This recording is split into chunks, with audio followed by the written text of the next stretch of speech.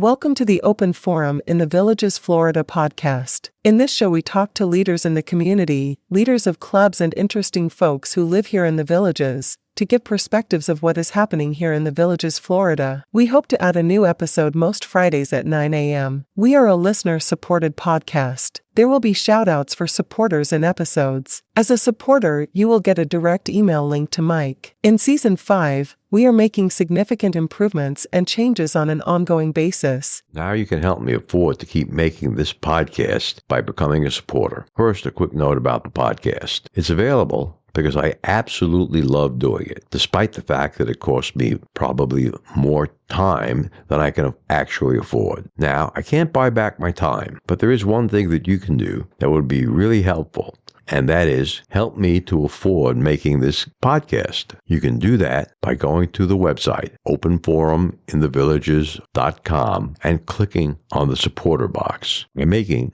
a small donation of $3 to $10 a month, and you can cancel at any time. Really, a small donation of $3 will still make a difference, and I'd really appreciate it. If you can't afford to do that, I completely understand. It's economically tough times for a lot of people, but there is something that you can do for free that can really help. If you want to, you can rate the podcast.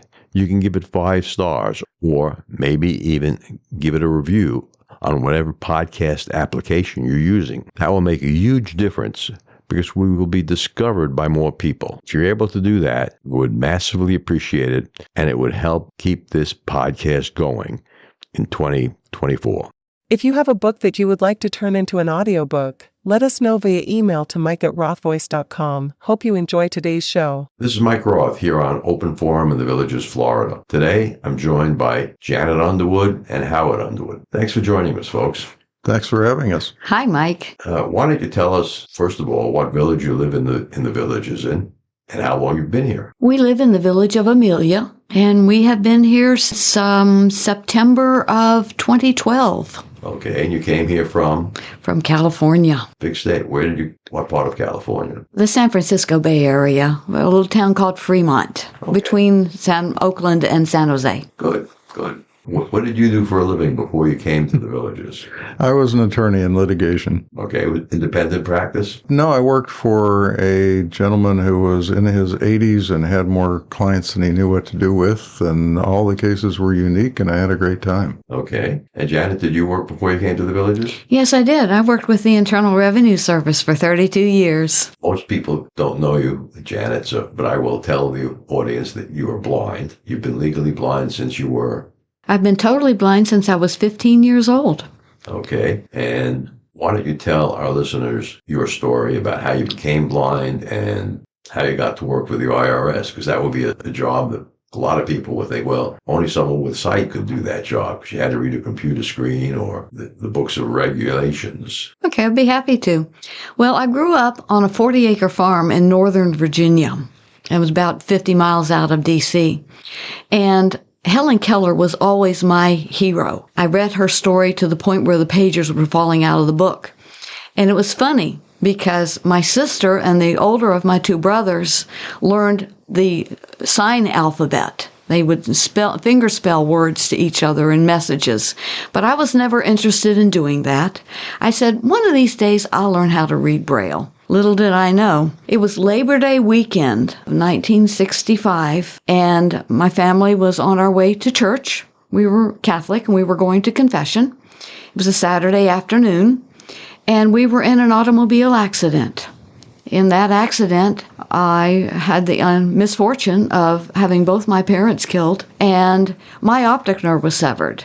So I went from 20/20 vision to no vision at all. I was in the hospital for about a month, and after I got out of the hospital, I went to stay with an aunt and uncle who lived in Alexandria, Virginia. I had a home teacher from the Virginia Commission for the Blind come to my aunt's house 2 to 3 times a week to teach me how to be a blind person. She taught me how to read Braille and how to write it, and learning to read at 15 is very different than learning how to read when you're 5 or 6. I very quickly learned how to recognize the patterns of the Braille dots. But putting those patterns, those letters, into words was a bit difficult. For example, I was reading along and reading the letters, and I read D-O-G. She says, yes, that's good, Janet. Now, what is that? It's the letters D-O-G, Miss Hartford. Yes, but what is it? It's just a bunch of letters, random letters. But it's something else. It's not. Yes, it is. It's a word. I looked at it, D-O-G. I couldn't see anything there but those letters. She said, she didn't laugh at me, but I could hear the smile in her voice. Would you like me to tell you what it is? Yes, please. It's dog. I swear, I felt a physical connection in my brain plug in. And all of a sudden, I was able to see that was the word, D-O-G. The letters made sense. So from there, I was able to see words, but then I was just reading words. And then from reading words, it came to putting the words together to making sentences, etc. But learning to read, and that connection was pretty critical. I had to make that connection in my mind. Whereas when you're 5 or 6 years old, you don't even think about it. It just happens. And when you're 15, it's a little more difficult. I was in the hospital for a month. I got out of the hospital in August, and we're in October. I went in September, got out in October. I started at the School for the Blind after Thanksgiving in November of 1965. And I had to repeat the 10th grade because that first year when I was there, I was basically learning blind skills. I was continuing with Braille lessons. I did take some regular classes, but I was learning mobility, how to get around with a cane, how to orient myself to places. And so I went through the 10th grade twice. So my sister and I both graduated in the same year, darn it. I was older than her by a year, but she and I graduated in the same year. And from high school, I went to college. I was accepted at William & Mary, and that's where I met Howard. He read textbooks to me in college. I read Social Statistics as the first book. I read all kinds of books after that, but talk about something dry to read to a blind girl that I didn't know. It was quite interesting. I was a sociology major because I thought this would be a fun major to do. And it was. It was a lot of fun, and it was a wonderful background for working with people. Nobody told me it's next to impossible to get a job with a degree in sociology in any kind of a field relating to sociology. So after I got out of college, my counselor with the Commission for the Blind says, would you be interested in working with the Internal Revenue Service? Well, numbers? Well, I'll give it a try. So I went to Little Rock, Arkansas in December of 1973. I graduated from college in 73. I went to Little Rock, Arkansas for a 1-month orientation period to get into their IRS training class. And I was accepted in the class. So I went through their training class. It met 5 days a week, 8 hours a day. It was like a job, starting in January and going through April. And I learned all about tax law, and it was basically tax law because I was training for a job to work on the telephones with the Internal Revenue Service. And when I got out of the training in Little Rock, I sent out applications to various offices around the country that I would enjoy working for. And I got married right after getting out of Little Rock. Howard and I got married in May of 1974, and I sent out job applications to all around the country, and California was one of the places that I had applied for. I went out for a job interview and got hired. Much to my surprise, I was to start work shortly after I was hired for the job. So what was your job capacity at the IRS? I started on the telephones. I was in an interim training period. I started as a GS4. I answered telephones in the local Oakland area at that time. It was local phone calls. I answered tax law questions. I had my publications in Braille, and I didn't do any accounts work or anything. I answered tax law questions. So the IRS had their law books translated into Braille, and you could access those? The publications, not the code and the regs. Okay. But I didn't use the code and the regs at that time, so I was just using the Braille publications. And how many years did you stay with the IRS? The IRS for 32 years. Now, I did quit in the middle there. In 1980, in December of 1980, my first son was born, and I was going to take a 6-month maternity leave, but that turned into 6 years. I couldn't leave my baby when he was growing, and I didn't have to leave him, so I quit. I absolutely quit the IRS. And then I came back in December of 86. At that point, my oldest son was 6 years old. My youngest son was 4. I had 2 boys in that interim. I was a full-time mom. Okay. And I went back as a GS6 because they didn't have when I retired, I was a GS9. And when I went back, I went as a GS6, but they took me back at the same salary that I left at. But by April of the next year of 87, I was back to being a GS9, back doing the things that I had done before I left. At that point, we were answering calls from all over the country. I got training in the accounts area of the IRS, so I was doing installment agreements and releasing levies and giving people back penalties that had been denied because they made a mistake on their tax return when they filled it out. And I also did a lot of teaching. I was in the instructor cadre.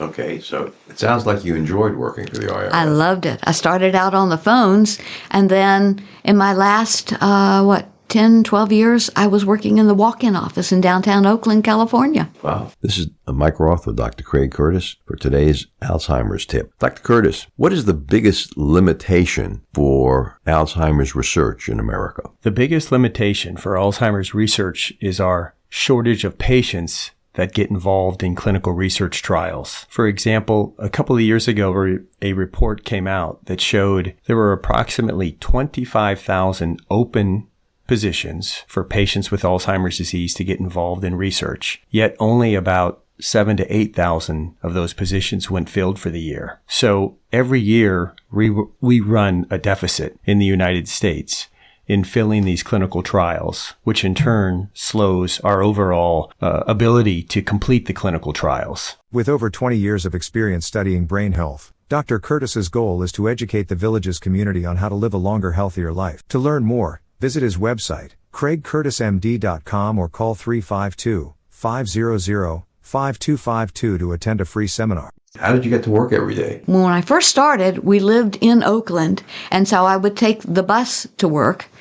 But then the buses went on strike within 2 weeks of my starting work. So fortunately, we were within walking distance of the office where I worked. And so Howard would walk me to work in the morning, and then he would walk in and pick me up at night. We didn't have a car. We were just fresh out of college, and we used buses. But we were within walking distance of where I worked. And then after I'd been working with the IRS for a while, we moved from Oakland to Fremont, California. So I would take the BART train, Bay Area Rapid Transit. I would take that from home to work. And at first, when we moved into to Fremont, California, we were within walking distance of the BART station. So Howard would walk with me to the BART station, and then I learned how to catch the bus when he was away on a bus trip or a business trip. I would have to take the bus to the BART station, and then when we bought our house, it was definitely taking the bus to the BART station, and then the BART train into work. And then at first I had to take, when I would get off the BART train, I would have to take a bus into the office. And then when I moved, after a while, it was the BART station that I got off at was within walking distance of the new BART office when they built the federal building in Oakland. So, I was bus and BART. And then at the very end, Howard, who was going right past Oakland on his way to work, he would drop me off at the Starbucks. I would get my coffee and I would walk across the street to my office building. Okay. And what motivated you folks to move to the Villages? Where to Retire magazine. Here in the Villages, Janet, is there a Villages support group for blind people? Yes, there's a visually impaired persons support group. They're meeting twice a week because their attendance has grown so much. They meet on the first Thursday of every month at Bridgeport, starting at 1 o'clock in the afternoon. And now the new group is meeting on the third Monday of every month at Ezell Recreation Center. And anyone can attend. And if you wish, you can sign up to be a member of their group. They have speakers come in. and, and talk about different things. They've had speakers come in and talk about applications and equipment that's available to help persons with visual issues better to live their lives. And I think the last meeting they had someone come in and talk about safety and for the elderly in the villages. How many people are in the village's visual impaired group?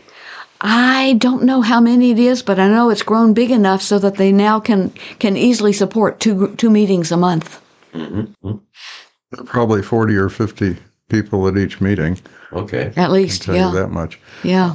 And they do other things besides the meetings, too. They have a group that goes out and plays golf once a month, I believe. With the Lions Club. And another one that bowls once a month. Mm-hmm. So they have activities besides just the meetings. And they have game meetings where they get together and they play games. So they must have a spotter if you're going to play golf. I don't know how they do it. We haven't tried it. Yeah, they take they're working with the Lions Club, and they have a sighted person with the blind people, and I imagine they would set them up like Howard used to do when we would play. I've played golf before. I didn't before I came to the villages, but then Howard took lessons and started playing golf, and I said, well, he asked me one day, would you like to try and hit a ball? We were at the driving range. I said, sure, let me try it. And I hit the ball, and I was hooked. And That's good. I understand you're involved with a group called New Vision. yes, there's an organization. It's a 501c3 organization called New Vision. It may be New Vision for Independence. They have a lot of classes and services. You can sign up. You can sign up with them to take lessons, to teach life skills and teach you how to use equipment. They also have a number of support groups. We have conference calls 4 days a week, Tuesday through Friday, where you don't even have to be a client of them. Anyone who has a visual impairment can call in. And you can call in and we get together, we talk. On Tuesdays, it's an hour-and-a-half support group, and they generally have a speaker come. And in fact, I was one of the speakers one time telling them my life story. Some of the members tell their stories. They also have people come in and talk about guide dog services and different things. And there's a different theme for each of the days of the week. Each of the days. Yeah, on Wednesdays, it's emotional support, and we're reading a book and about people who have gone through blindness and giving tips on how to deal with certain issues. And on Thursdays, it's called Mobility Matters. We talk about mobility issues, getting around, using various applications that help you to find your way around, using your phone. And also on Fridays, it's Tech Talk, where we talk about various technical applications and equipment. And we get together, we talk, we ask questions, we help each other. And we're one big family. It's wonderful. Good. Why don't you tell our listeners a little bit about your experience as part of the Improvisational Theater Club, or the Village's Improv Club? Before we do that, could you give them the phone number for New Visions? Because those meetings are all different times. Oh, yeah, that would be very important. Yeah, I've got two phone numbers. I've got one for their office, and that number is 352-607-7607. And that's to actually call into the office and talk to one of their people, one of their instructors or counselors or organizers.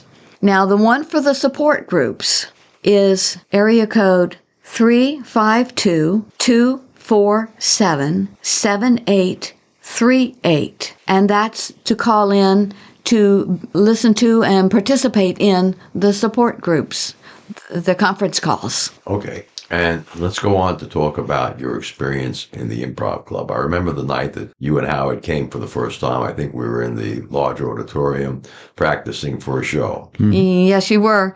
And I didn't know how this was going to work for me. I was there just to watch and see how it worked. Howard actually got a chance to go up and take part in your sound effects skit. Mm-hmm. And I just sat there and watched. But the next week when we came back, after the show was over and we were back to doing regular meetings, I actually got a chance to get up there and do a little skit, and I was just absolutely flying when I left. I was so turned on by the experience. But right at first, I was a little nervous and I didn't know exactly what to do. Since then, I've relaxed. I've been taken part in a number of shows. I can think pretty quickly on my feet, I think. And I've learned to move around. I don't just stand there and talk. I'm not a talking head any longer. I move around, show a lot of expression, and I have a ball. Yeah, as the director, I like what you do on stage because you're one of the best listeners in the group. Well, that's one of the key things about improv. You've got to listen to the people that you're on stage with and respond to what they're saying, go along with what they're saying, even if what they decide they want to talk about didn't fit to what you originally thought the way the skit was going to go. And so you got to be flexible. It rarely goes the way you think it's going to go. Absolutely.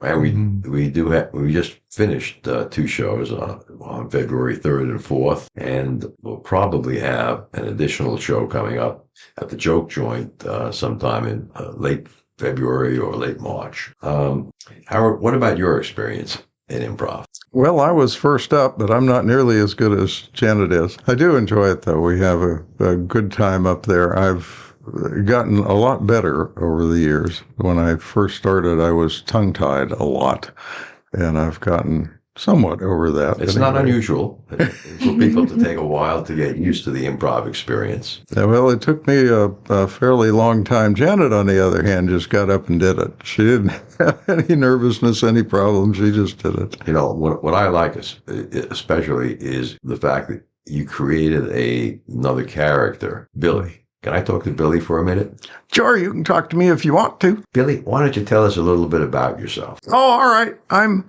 a varying age, normally around 12, depends on the circumstances. And I enjoy doing improv because my dad lets me do it. He lets me do all kinds of things. Like we have one thing where we're in a store and he's one of the managers and he goes off to lingerie. I don't know why, but he does. And he leaves me in charge of the department and I take all the phone calls and part of the game that we're playing is involved in taking calls. And the first time I did it, I completely surprised the guy who's calling in because he had no idea that I existed. Yeah, it worked out very well. It did. Using secondary character voices makes improv a lot more interesting because you never know who that other player is. True. Yeah, sometimes Susie shows up. Susie's my little sister. Okay. We've got to get Susie into a show in front of a live audience. I didn't know Susie existed today. Well, Susie's been practicing at home. Okay. Well, we'll be looking forward to see Susie in a future show. Now, I also understand that you get free books from the Library of Congress. How does that work, Janet? Yes, the Library of Congress has a wonderful program because I love to read. And so that was one of the first things that I thought about when I lost my sight was how am I going to be able to read? Well, I learned Braille. But they also have books that you can get. They started out, they were on records, and then they went to... I remember that. Cassette tapes and then to digital cartridges. And now they actually have a download program too. And to be a member of this, you have to apply through the Library of Congress. I got signed up with it through my counselor with the Commission for the Blind in Virginia. But anyone who has a visual impairment or has a reading disorder, has a print disorder, is able to get signed up so that you can get free books on digital cartridges or in large print or Braille, depending on your reading circumstances. And they also have a download program where you can get signed up for, and they're constantly adding to the download books. Right. I don't have to go anywhere else to get books, and I am constantly reading.